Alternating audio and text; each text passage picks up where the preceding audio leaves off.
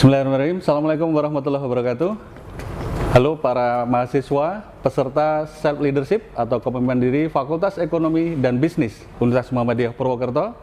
Kami kembali lagi hadir dalam sesi kecerdasan dan ketahanan emosional.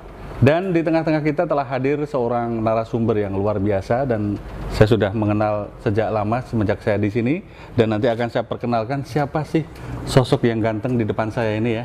Baik, mahasiswaku yang berbahagia semuanya dimanapun kalian berada, saya sebutkan dulu siapa beliau dan saya ceritakan sekilas tentang siapa beliau yang ada di depan saya.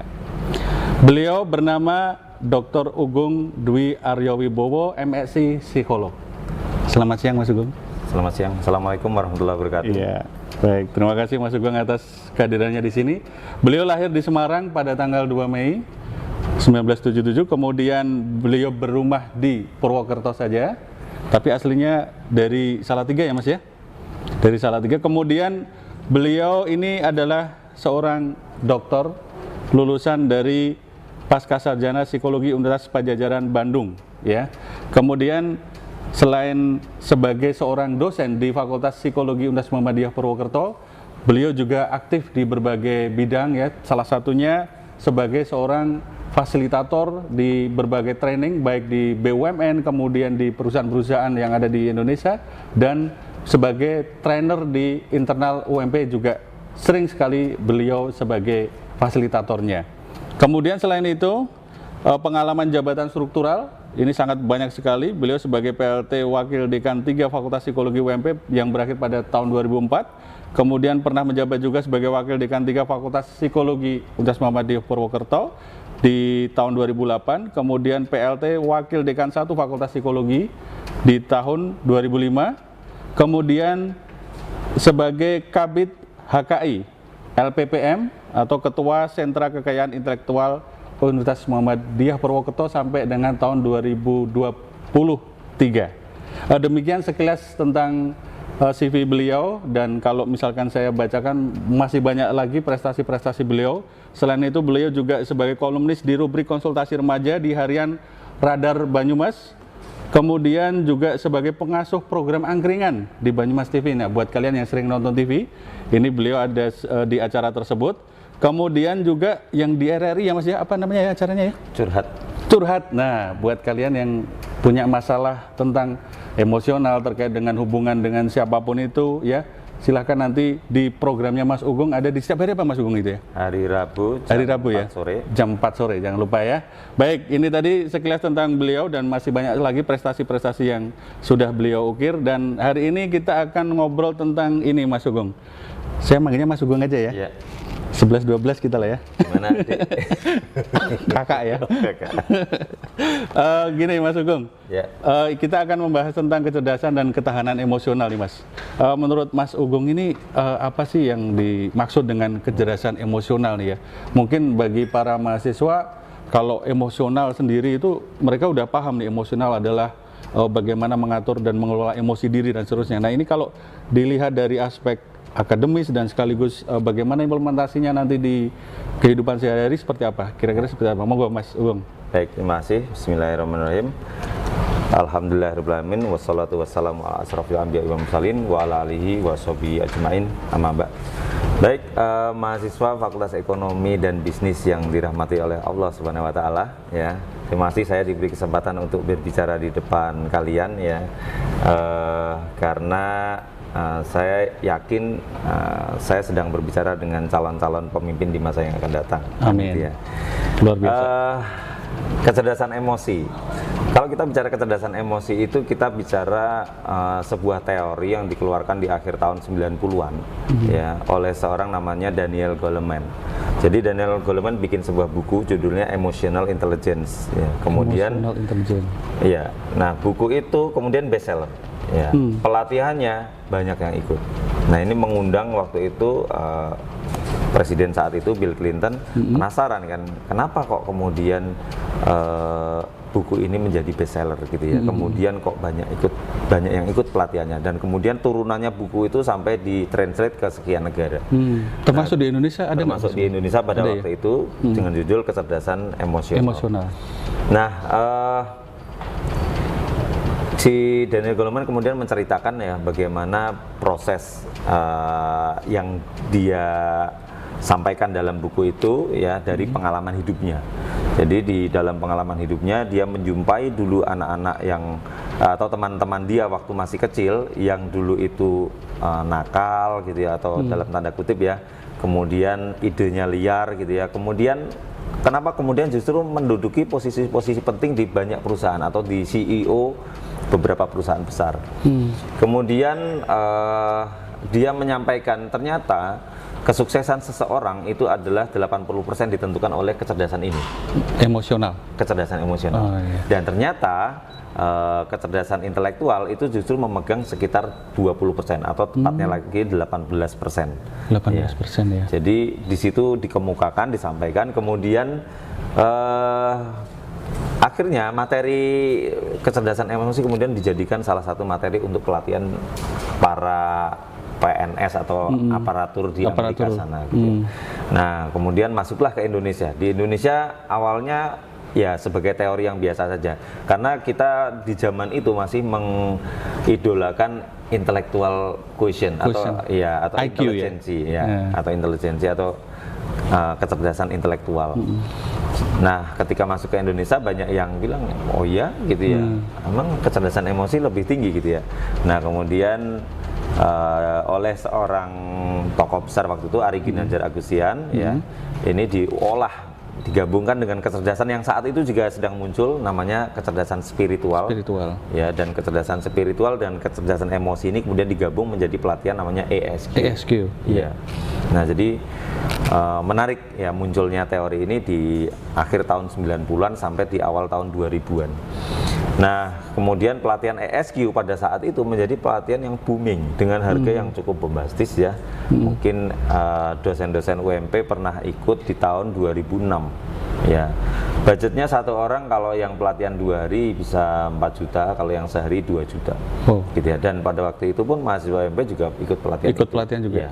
Selama 5 tahun berturut-turut kita pelatihan masuknya adalah ESQ training kan gitu ya. Baik, kembali lagi ke konsep kecerdasan emosi. Kecerdasan emosi menjadi pondasi dari beberapa pelatihan setelah itu gitu ya. Dan menjadi pondasi juga untuk kecerdasan-kecerdasan yang muncul setelah itu. Salah satunya namanya kecerdasan adversity. Jadi itu juga berpondasi pada kecerdasan emosi. Jadi menarik teori yang dimunculkan oleh Daniel Goleman ini, kemudian menjadi banyak riset-riset ya, dan kemudian diaplikasikan ke dalam banyak jenis-jenis pelatihan.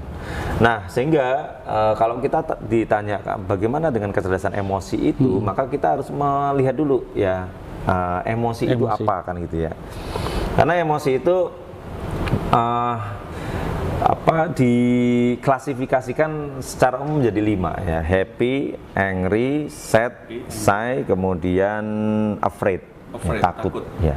Jadi banyak sebenarnya, ada yang 12, ada yang 9, yang saya menggunakan yang 5 saja yang secara umum. Jadi orang senang, terlalu senang itu emosi. Senang, rasa senang itu emosi. Orang takut itu emosi. Orang sedih emosi. Orang marah emosi. Iya.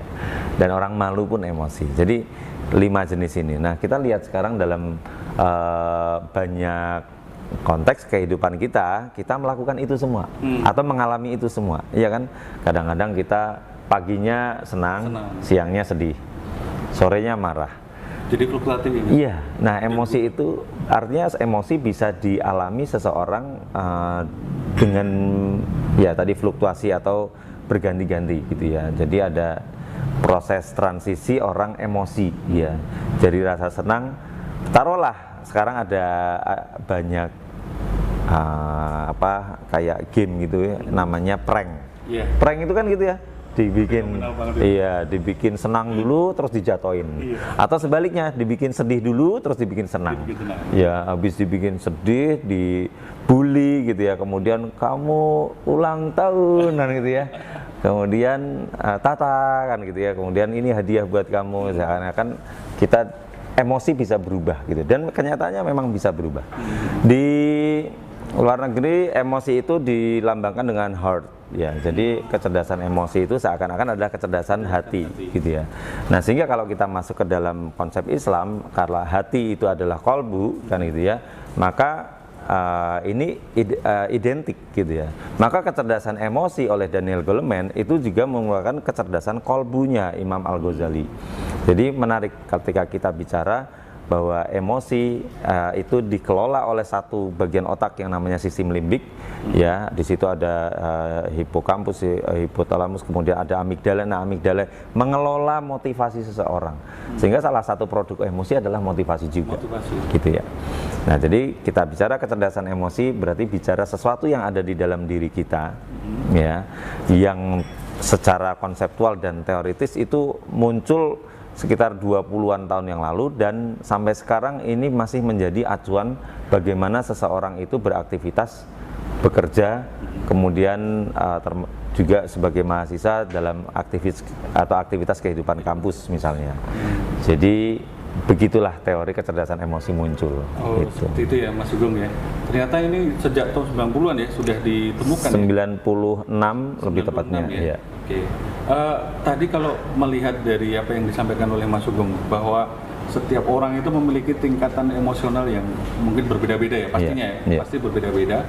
Nah, kemudian bagaimana sih sebelum saya masuk ke cara mengelolanya, aspek-aspek apa sih yang harus diperhatikan nih teman-teman mahasiswa? Barangkali kan sekarang tadi muncul banyaknya prank segala macam, dan itu udah biasa gitu Mas ya, buat kehidupan anak-anak sekarang, yang dimana di media sosial setiap hari mereka melihat, bahkan kemarin sempat kasus juga kan ya, di prank orangnya ternyata menggunakan apa namanya, bukan makanan gitu, tapi di dalamnya sampah gitu ya. Nah, itu kan menimbulkan emosional yang mungkin berbeda-beda. Terus belum lama lagi kemarin ada kejadian di Purwokerto ya, gara-gara suara motor. Nah, itu kan sempat ramai, bahkan sampai ke beberapa media televisi, CNN Indonesia meliput itu Mas. Betul. Nah, itu gimana caranya ya buat teman-teman mahasiswa supaya bisa mengendalikan emosi dengan baik gitu ya, yang berangkat dari dirinya sendiri, mungkin dikaitkan dengan ibadahnya dan kemudian aktivitas di kampus seperti apa gitu. Oke. Baik, saya menggunakan whiteboard. Oh iya, silakan Mas. Baik, kalau kita bicara teori ini nomor satunya ya, itu kita bicara namanya self awareness ya. Self awareness. Ya. Jadi kesadaran diri. Jadi emosi itu diciptakan ketika orang itu sadar dengan dirinya sendiri, gitu ya. Atau orang sadar dengan dirinya sendiri diawali dengan mengenal diri kan gitu ya. Nah, self awareness ini penting bagi seseorang karena dengan dengan dia menyadari diri sendiri, dia tahu ya apa yang menjadi kebutuhan dirinya, kelemahan dirinya dan kelebihan dirinya. Nah, self awareness ini atau kesadaran diri ini membuat seseorang itu akan melakukan namanya positioning. Ya. Jadi aku kan orangnya kayak gini, ya aku nggak akan berbuat ini kan gitu ya. Atau aku kan bisa melakukan ini, maka saya harus melakukan ini kan itu. Jadi kalau di dalam mahasiswa kesadaran diri ada hubungannya bisa jati diri bagian dari self awareness. Jadi bagian dari kesadaran diri. Jadi dia menyadari siapa dirinya. Nah, menariknya memang self awareness ini terbentuk setelah dia melewati masa remaja. Kan gitu ya. Nah, pertanyaannya mahasiswa kita masih masa remaja atau sudah dewasa? Kan gitu ya. Kan gitu ya. Harapan saya ketika sudah masuk ke usia akhir teen ya, jadi 18 19 ya. Setelah teenager ya. Ya, setelah teenager itu kan teen ya. 13, 14, 18 kan gitu sampai 19. Sampai 19. Nah, jadi di akhir teenager ya sampai awal masa dewasa, banyak tokoh mengemukakan usia remaja ini sampai kapan ya, harusnya selesai SMA dia usia remajanya selesai ya, kemudian masuk ke usia dewasa. Tapi ternyata ada tokoh juga yang mengatakan usia dewasa nanti ketika dia sudah menikah gitu ya, atau ketika dia sudah lulus perguruan tinggi ya. Tapi sebagian besar tokoh psikologi perkembangan mengatakan bahwa dewasa itu ditemukan setelah dia menunjukkan dua perilaku. Satu, kalau istilah kita namanya tamyiz ya, mengenal mana yang baik, mana yang buruk, mana yang salah, mana yang benar. Jadi kalau dia belum mengenal, ya berarti dia belum disebut tamyiz ya, orangnya namanya mumayyiz, orang yang mengenal baik dan buruk. Nah, yang kedua, mau bertanggung jawab atas apa yang dia lakukan. Itu ciri-ciri orang dewasa. Nah, pertanyaannya, mahasiswa sudah di level itu enggak? Kan gitu ya. Kalau sudah ada di level itu, Anda boleh ngaku sebagai orang dewasa. Kan gitu. Pertanyaan itu kembali ke iya, gitu ya. Baik. Nah, self awareness ya, self awareness sekali lagi menyadari positioning dia. Oh, aku udah dewasa nih, maka aku harus berbuat ini, kan gitu. Yang kedua disebut dengan self regulation. Self regulation. Ya. Atau mengatur diri. Nah, mengatur diri, mengelola diri, dan termasuk di dalamnya mengelola emosi. Nah, salah satu yang tadi Mas Toto ceritakan tentang kenapa orang marah ketika menyetir mobil, ketika digeber sepeda motor, motornya ditabrak, kan gitu ya, tanpa tahu siapa yang saya sih nggak ada masalah dengan berapa harga motor ya, tapi memperlakukan bahwa kita marah, kemudian dengan cara tabrak aja motornya, itu berarti dia bermasalah dengan ini. Yang kedua ini, Mas. Iya, yaitu mengelola, bukan hanya mengelola ya, mengatur. Nah, self regulation itu mengatur emosi. Jadi setelah dia mengenal dirinya, mengenal emosinya, kapan emosi ini naik, kapan turun, dan gitu ya. Setelah yang kedua kita mengatur.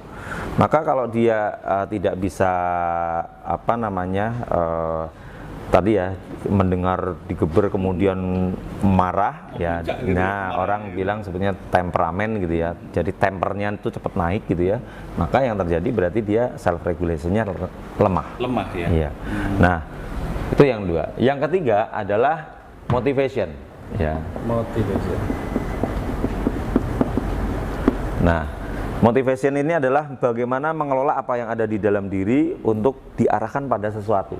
Entah itu perbuatan yang masih dalam internal diri maupun keluar dari diri. Yang keempat ya, yang keempat adalah empati. Empati. Ya. Jadi dia bisa merasakan emosi orang lain ya, dan bisa membuat positioning dengan emosi orang lain. Jadi orang ini kayaknya sedang sedih, maka saya tidak akan bercanda di depan dia, kan gitu ya. Dengan gesturnya bisa jadi ya, Mas? Iya, gestur, kemudian apa? Ya, apa yang dia sampaikan, kan gitu ya. Sampaikan juga ya. Ya, jadi ketika ada teman menangis, misalnya perempuan dipegang tangannya, kan gitu ya. Kalau muhrimnya ya. Iya. Kalau perempuan, sama-sama perempuan. Kalau laki-laki sama laki-laki dipegang tangannya, nggak masalah juga kan? Masalah banget. Oh, masalah. Oke, Mas Gu. Iya. Silakan, nanti ini sebenarnya masih banyak yang akan kita. Yang kelima sekalian enggak? Kenapa? Nanti aja. Iya, nanti aja. Kita ada baik. berikutnya, Mas Sugeng, biar pada penasaran nih teman-teman, nanti apa yang disampaikan Mas Sugeng sangat menarik ya, dikaitkan dengan apa namanya, apa yang terjadi di luar sana ya, apa yang terjadi di sekitar kita itu seperti apa, dan ini sangat penting sekali nanti rasanya kalau kita memahami siapa diri kita dan seterusnya ya. Nanti lebih lanjut biar kita mendapatkan banyak ilmu di hari ini, kita akan lanjutkan setelah yang satu ini.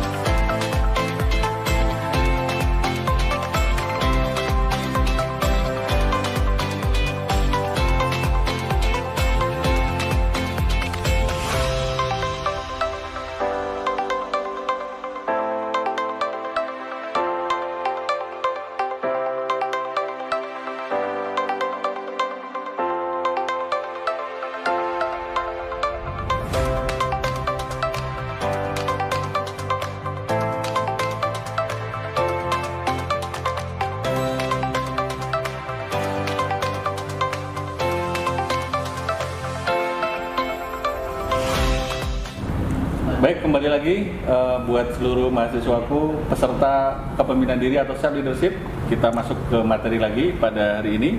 Tadi sudah sampai di empati ya Mas Sugeng ya.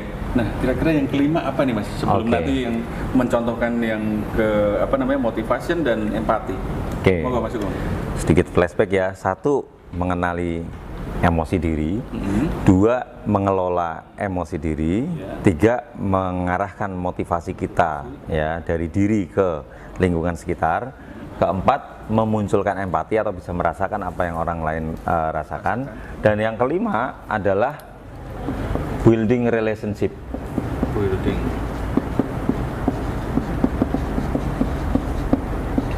Ya. Jadi membangun relasi. Jadi orang yang kemudian dia memiliki kecerdasan emosi, dia akan bagus juga untuk membangun relasi. Ya, dan relasinya cenderung bertahan lama. Relasinya itu cenderung kuat gitu loh dengan banyak orang gitu ya. Jadi tidak sekedar kayak hubungan yang transaksional gitu ya. Karena dia sudah memulainya dengan sebuah pengelolaan diri yang baik. Nah, jadi kecerdasan emosi akan mengarahkan seseorang berada di level itu gitu ya. Nah, menariknya lagi seperti tadi saya katakan bahwa ini di luar negeri itu dilambangkan dengan heart. Ya, jadi ketika mereka mengatakan IQ, EQ dan psikomotorik ya, jadi kognitif, afektif dan psikomotorik adalah kecerdasan pikir, kecerdasan hati dan kecerdasan berperilaku, maka emotional quotient atau kecerdasan emosi itu diwujudkan dalam bentuk heart atau afeksi, perasaan seseorang. Nah, disitulah yang kemudian heart ini di dalam Islam kita membahasakan sebagai kolbu, gitu ya. Kan kalau ditanya kolbu itu ada di mana? Ada yang mengatakan hati, liver, ada yang mengatakan jantung, ada yang mengatakan limpa, ada yang mengatakan sistem limbik dan seterusnya. Tinggal referensi yang kita baca. Nah, kalau kita bicara hati atau kolbu kan gitu ya. Iya, gini Mas. Nah, gitu ya. Saya bisanya gini. Oh iya. Dia bukan gini ya, gini. Ini juga hati lah artinya. Ya, iya, artinya hati. Kan gini, iya. Baik, sehingga ketika ada kenapa hati gitu, I, hati, you, itu sangat bermakna sekali kan gitu ya. Bahkan dipakai di beberapa kota ya. Kalau kita datang ke Kuala Lumpur, I love KL, I love Singapore, I love PWT, I love PWT, iya. Sama I love UMP Mas. Ya, I love UMP, UMP for Indonesia kan gitu ya. Nah, kalau kita bicara hati atau dalam konteks kolbu, maka kita bicara sekarang ada dalam satu hadis ya, inna fil jasadi mudghah idza fasadat fasadal jasadu kullu wa idza salahat salahal jasadu kullu ala hiyal qalb, atau sebaliknya ya, ada yang mengatakan fasad dulu, ada yang salahat dulu. Baik, jadi dinyatakan sesungguhnya di dalam diri seorang manusia ada segumpal daging. Kalau daging ini baik, maka baiklah perilakunya. Kalau daging ini buruk, maka buruklah perilakunya. Kan gitu ya. Nah, kalau kita lihat ya, hati ya dalam konteks perilaku kan gitu ya. Artinya ternyata kolbu atau emosi atau hati ini yang mengarahkan seseorang itu akan berbuat baik dan berbuat buruk. Ya kan ya. Berarti pengendali Mas. Iya, makanya tadi kan sesungguhnya di dalam diri seorang manusia terdapat segumpal daging. Kalau daging ini baik, maka baiklah perilakunya. Kalau daging ini buruk, maka buruklah perilakunya. Ala hiyal qalb. Dan segumpal daging itu disebut kolbu atau hati. Nah, maka kecerdasan emosi adalah sebenarnya kecerdasan hati atau kecerdasan mengelola hati atau kecerdasan mengelola kolbu kan. Maka kita lihat nih rentangnya nih. Kalau itu kecerdasan makin tinggi dan makin rendah kan. Ya. Jadi kalau EQ tinggi, ya EQ tinggi dan EQ rendah itu akan ditentukan oleh hatinya, akan ditentukan oleh kolbunya kan gitu ya. Maka di mana ini kolbu kan? Bagaimana dia mengelola kolbunya? Bagaimana mengelola kecerdasannya kan gitu ya? Karena apa? Segumpal daging ini ya, segumpal daging ini yang menentukan dia itu EQ-nya rendah atau EQ-nya tinggi. Nah, kita lihat sekarang dalam banyak peristiwa. Saya menggunakan ilustrasi sebuah cerita saja. Suatu hari saya turun dari lantai 2 nih, dari kamar ke lantai bawah ya. Di situ ada meja makan. Kemudian anak saya di situ habis sarapan, istri saya sedang cuci piring. Ya, seperti biasa setiap pagi saya minum segelas kopi ya oleh buatan istri. Nah kebetulan pagi itu segelas kopi diletakkan di ujung meja. Saya turun, udah siap nih bawa baju ya kayak gini nih, persis kayak gini. Kemudian tas laptop saya bawa. Nah sampai di meja makan, anak saya yang namanya Ara terus bilang, ayah mau berangkat ya? Ya aku udah siap loh, aku mau berangkat loh gitu ya. Terus dia lari ke saya. Ketika lari tersenggollah ujung meja. Ya, yang kemudian yang ada kopinya, dan kopinya ini persis ada di dekat meja baju saya, tumpah persis, des. Gimana tuh rasanya Mas? Gelasnya pecah, kopi tumpah di baju saya. Apa reaksi yang biasanya muncul? Kalau orang ya, secara normal nih ya, secara normal dia udah buru-buru nih ya, mau ada acara gitu, baunya putih ketumbahan kopi. Ya mungkin secara normal mungkin langsung marah gitu. Marah. Nah, marah adalah emosi. Ya. Langsung marah kan? Nah, waktu itu gimana itu Mas Sugeng? Nah, saya marahin, gimana sih Ara kan gitu ya. Kamu nggak lihat ayah mau berangkat? Ini udah jam 6:30, saya bilang gitu ya. Kemudian target kita kalau kita kan gitu ya. Target kalau kita marahin anak adalah sampai ke ini. Iya, sampai anaknya benar-benar langsung ketakutan gitu. Iya, ketakutan ya, sampai nangis kan gitu kan. Kok belum nangis? Saya marahin lagi kan. Kamu gimana sih kan gitu ya, sampai akhirnya dia matanya itu bergetar gini ya, bibirnya bergetar, kemudian nangis beneran. Wah, ayah jahat kan gitu kan. Sampai keluar kata-kata itu. Iya. Kemudian dia mana kerudungnya dilepas, tas dilempar ya, sepatu dilepas ya, di ruang tamu marah-marah di sana kan gitu ya. Ya emosi keluar kan. Kemudian ngelihat istri saya sedang nyuci piring. Ya sama saya marahin sekalian. Bunda juga ngapain naruh kopi di ujung meja gitu. Tengahin sedikit sih ngapa? Saya bilang gitu. Istri saya sambil nyuci piring bilang, "Kena maning," kan gitu kan. Ya, puas ya kan? Belum puas juga sebetulnya. Akhirnya saya naik ke kamar atas, saya lempar tuh tas laptop di atas kasur. Nah, laptopnya rusak kan ya? Saya nggak ada urusan ya. Marah sih kan gitu ya. Saya segera ganti baju, saya lihat jam 7 kurang 20. Saya turun ke bawah itu ada suara klakson tindin gitu ya. Saya lihat ternyata mobil antar jemput. Saya bilang sama mobil antar jemput, "Mas, tinggal aja Mas, ini nanti saya yang antar aja," gitu ya. Akhirnya mobil antar jemput langsung cepet kan, karena udah mau telat ya. Itu yang jemput putrinya tadi ya Mas? Iya, saya masuk lagi ke kamar, segera saya ganti baju, rapi, saya turun, saya ngelihat anak saya masih nangis di ruang tamu kan. Jam 7 kurang seperempat, aduh ini pasti telat nih ya.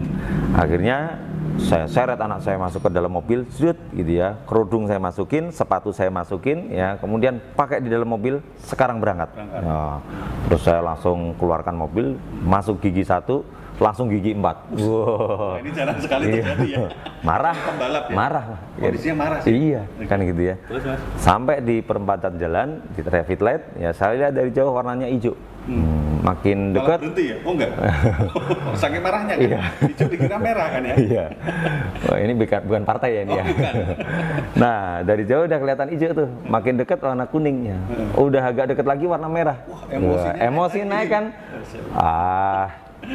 Namanya di sini namanya tabas ya, terabas ya. Setelah itu saya terabas. Waktu saya terabas dari sini ada motor satu, udah sampai ngerem, ya, cuek aja kan gitu ya. Ternyata ada bapak-bapak pakai seragam yang ngelihat. Pak polisi berarti. Nah, saya diginiin. Pernah diginiin? Pernah. Di samping diginiin, gitu. Pernah, rasanya sakit itu. Ya, gimana gitu ya rasanya? Pernah gitu. Iya, saya bilang, ya kemudian dicegat, kemudian saya buka kaca ya, kemudian Pak polisi bilang, "Selamat pagi Pak, selamat pagi. Bapak tahu kesalahan Bapak?" "Saya tahu Pak, saya tadi melanggar lampu merah," saya bilang gitu ya. Meskipun emosi tetap tahu kesalahannya di mana? Ya tahu. Nah, emosi saya, "Pak, tolong tilangnya yang cepet Pak. Ya, ini anak saya terlambat." "Tapi ini Bapak melanggar." "Iya Pak, saya tahu Pak. Mohon cepet, ini anak saya terlambat." Saya bilang gitu ya. Cepet Pak gitu ya. Akhirnya dia nulis di slip warna biru itu kan ya. Kemudian, "Pak, agak cepet lagi bisa nggak?" Oke. Biasanya ikut ngebut. Iya. Tanda tanganin. Polisi itu ya. Saya tuh mikirnya gitu. Iya. Terus akhirnya gimana? Ya biasa kan, karena saya marah kan, nggak inget kan. Setelah itu dikasih surat tilang, saya langsung ke sekolah. Pas sampai sekolah jam 7 pagi. Ya. Berarti belum telat kan ya? Pas pintu mau ditutup sama security.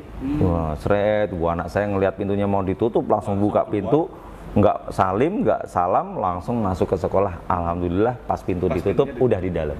Dengan membawa perlengkapannya tadi ya? Udah. Ya. Nggak tahu ada yang ketinggalan apa enggak. Ya. Terus gimana? Nah setelah itu, saya langsung berangkat ke kantor. Ya, sampai di kantor terlambat. Ya, ya biasanya sampai di kantor jam 7, ini jam 8 kurang seperempat. Nah akhirnya saya, waduh parkiran udah penuh gitu ya. Saya lihat belakang. Saya lewat pantry ya. Kemudian saya ke lantai atas. Di pantry itu jalannya kayak Scooby-Doo itu. Takut ketahuan bos gitu ya. Iya. Sampai mau masuk ruangan, saya lihat bos saya itu di depan pintu ruangan kerja saya. Gini nih. Udah mulai nunggu ya. Ngelirik ya. Kemudian dia lihat jam. Kemudian ngelirik saya lagi. Kode itu mas. Iya. Telat nih anak gitu ya. Kita kalau digituin langsung ini ya. Langsung nyadar diri. Iya, bibirnya ke kanan dikit gitu ya. Langsung bilang, gitu ya. hehehe. Ya. Maaf bos, agak telat, hehehe kan gitu ya. Oh, kenapa telat? Anu bos, saya tadi harus nganter anak gitu ya. Kamu tahu nggak? Hari ini kita harusnya rapat. Kamu udah siapkan bahan rapat belum? Iya bos, saya akan siapkan. Segera, udah datang terlambat. Gitu. Saya dimarahin bos. Waktu itu kemudian saya duduk di ruang kerja saya kayak gini. Saya raba sebelah kanan, kok nggak ada. Sebelah kiri, kok nggak ada. Nah, itu apa itu mas? Saya baru sadar. Laptopnya ketinggalan. Tas laptop saya masih ada di kasur, kan gitu kan?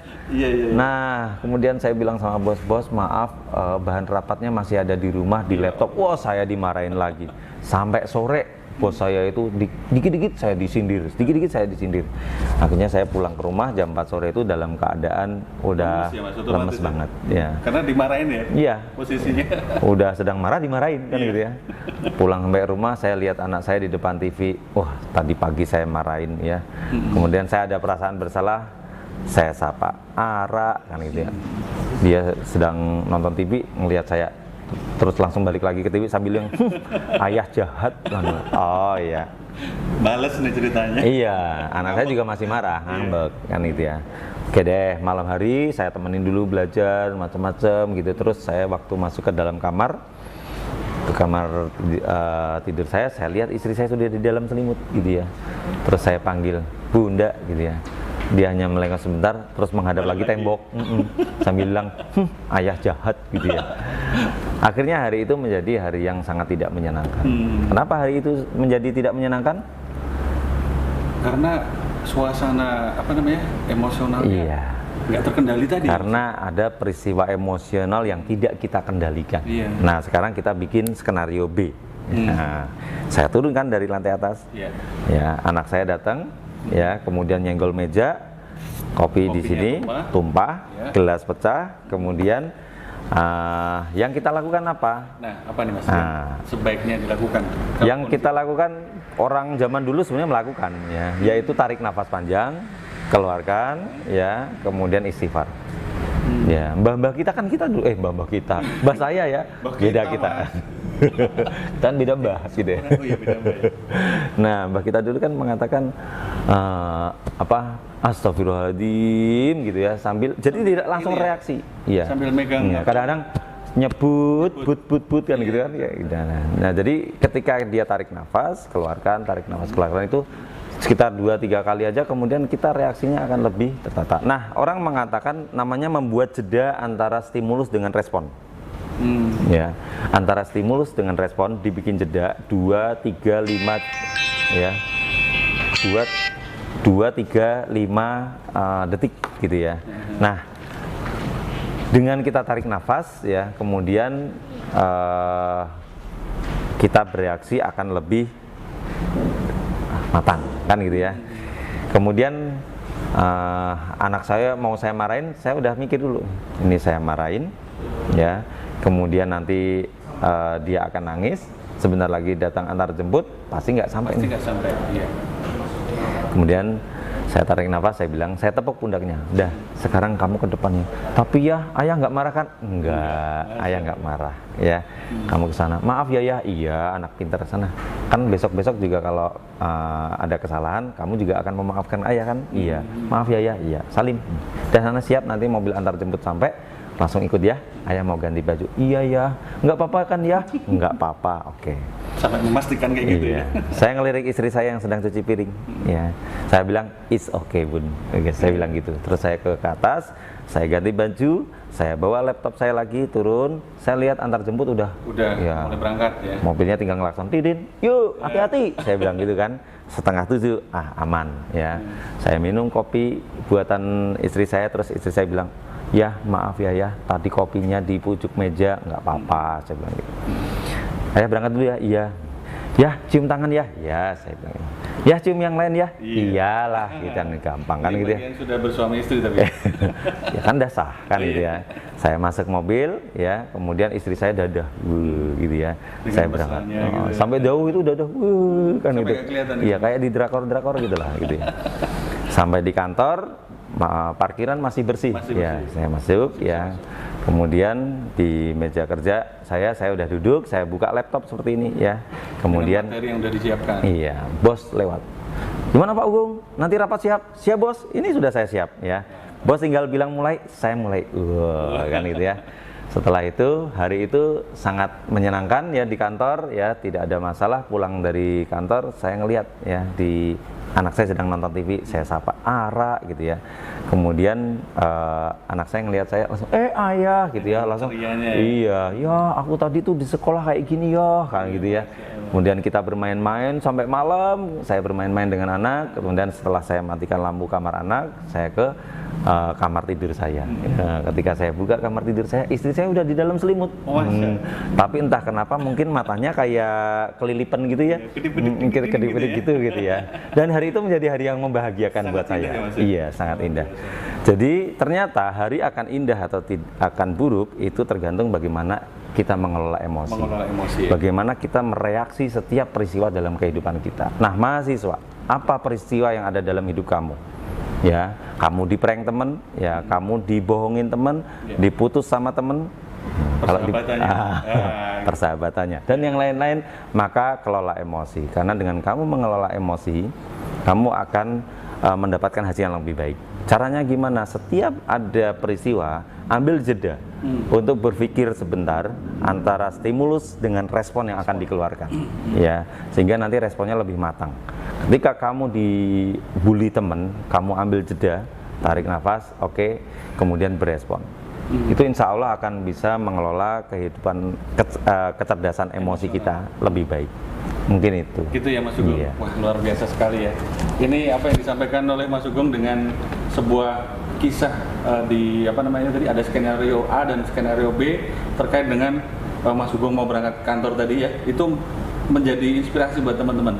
Jadi intinya tadi gini ya Mas ya, kalau misalkan ada sesuatu yang menimbulkan reaksi untuk kita marah dan lain sebagainya ya, kita harus mengambil jeda dulu, tarik nafas dan seterusnya. Kalau misalkan ada dekat dengan air wudhu, kita bisa wudhu ya Mas ya. Nah, bisa baik. lebih. Tadi saya mengatakan ya kan, emosi kan ada 5 ya. Ada happy ya, ada angry ya, kemudian ada malu itu apa? Saya atau saya lupa. Same. Ya, saya. Kemudian ada afraid ya, dan ada sad ya. Sedih. Ya, sedih. Nah, yang paling susah dikelola itu angry. Angry ya. Ya, marah. Nah, makanya kalau kita bicara angry atau marah, kita bicara tadi apa yang dilakukan oleh Mas Taufik, Mas Toto. Jadi gini, jadi kalau kita marah, satu, marah itu adalah energi negatif. Kita harus cari positifnya kan, harus dilawan positif. 2, marah itu panas. Ya, coba kalau orang marah itu kan matanya ada guratan-guratannya, wajahnya tuh nggak ngenakin. Ya, kalau emoticon itu ke bawah kan gitu ya, ini ke bawah. Kemudian telinganya terasa panas gitu ya, dan seluruh tubuhnya itu menjadi nggak nyaman. Sini tuh ada kayak mengepal gitu ya, urat-urat. Nah, maka yang kita lakukan adalah karena tubuh kita itu sudah panas, maka kita harus ketemu dingin. Apa tadi? Berwudu ya kan. Dan orang kalau udah berwudu itu ya sholat kan gitu ya. Itu semakin menenangkan lagi. Jadi kalau kita sedang emosi seperti itu.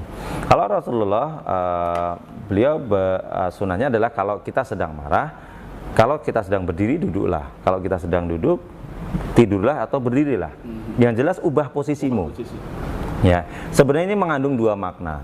Makna pertama adalah kita memang mengubah posisi. Ya. Yang kedua adalah melihat satu masalah itu dari sudut pandang yang lain. Jadi ketika kita ada marah, ya ada masalah emosional, kita lihat dari sudut pandang lain, gitu ya. Jadi misalnya saya hari ini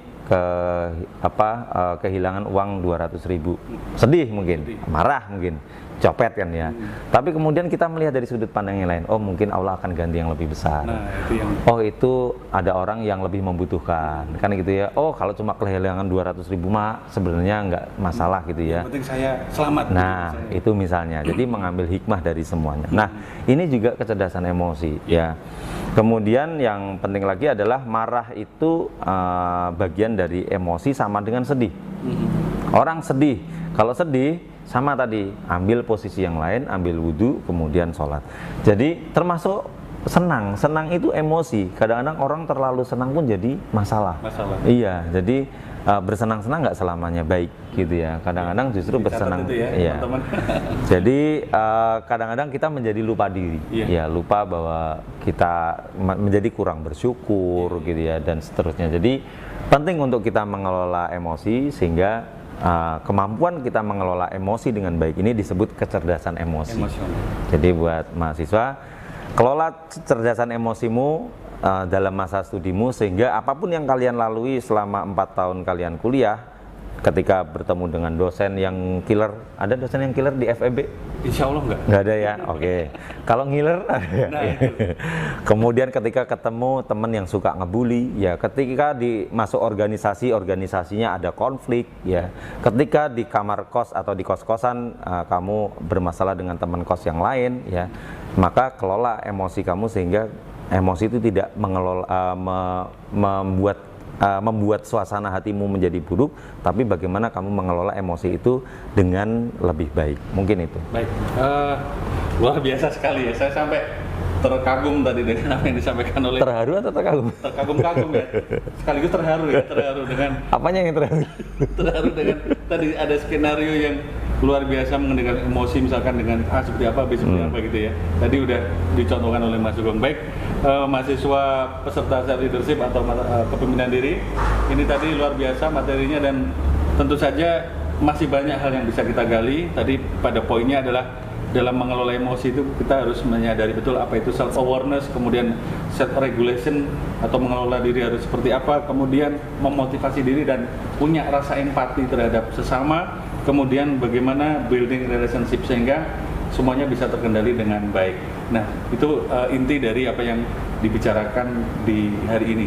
Baik, para mahasiswa semuanya, terima kasih sekali lagi Mas Sugeng ya. Sama-sama. Dan waktunya di sini dan mudah-mudahan nanti kita bisa ketemu lagi di sesi yang lain. Dan buat mahasiswaku semuanya, selamat untuk mengikuti self leadership dan jadilah pribadi yang lebih baik dengan mengelola emosi diri yang lebih baik lagi di masa-masa yang akan datang.